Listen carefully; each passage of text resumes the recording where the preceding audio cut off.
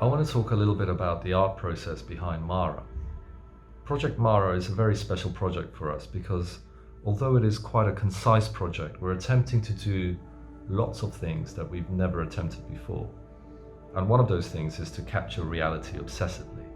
So the game is set in one location, an apartment, a real world location, and the art team's goal is to recreate this apartment perfectly.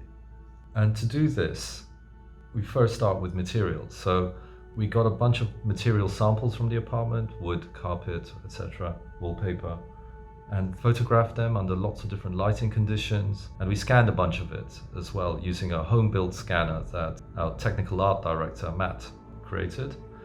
And with this reference, we then generated procedural shaders and detail maps to attempt to recreate the materials as true to life as possible. But a funny thing happens when you get that close to a material, when you get as close as a human eye can possibly see. Things that seem flat from afar become 3D. You start to see details, you start to see edges, edge wear, you see lint, you see dirt, you see all kinds of stuff that is 3D geometry. So materials for us are no longer simply flat things. They're things that blend between shaders and 3D geometry.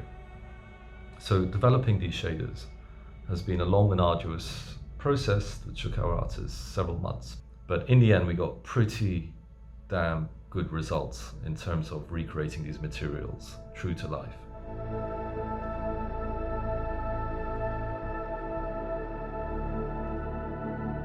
But then the next challenge is to recreate the whole of the apartment, the dimensions of the apartment. And this is trickier than it sounds. You can't just go around with a measuring tape. It's just not accurate enough, and there's not enough detail that you capture.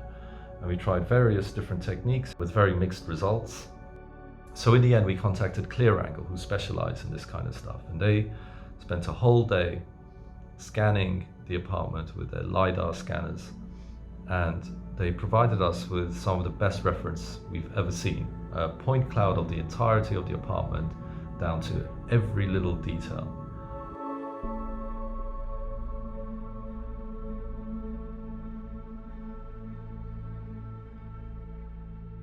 So with this reference in hand, the challenge for the artist is to create what we achieved on a micro scale with these materials, but across the whole apartment. And there's no way you can do this by hand. It has to be procedurally generated. So all of our environment artists dived into procedural tools and Houdini in particular, and started to build and develop their own tools with simple interfaces so that we could scale these materials and features across the whole of the apartment. So there's this kind of a shift going on within Ninja Theory in the way we create art. Artists are not there to just create an object. They're there to create systems that can create that object and infinite variations of that object.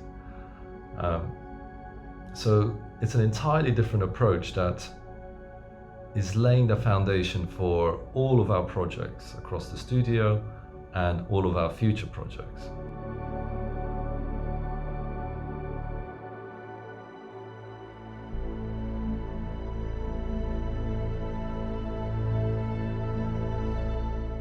We're aiming for an experience that feels real, that doesn't feel like a game and it doesn't feel like a movie.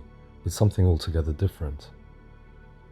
And there's a power in tricking the mind into believing it's real before then subverting it, so that you experience the mind-bending strangeness and horror of the world that Mara inhabits.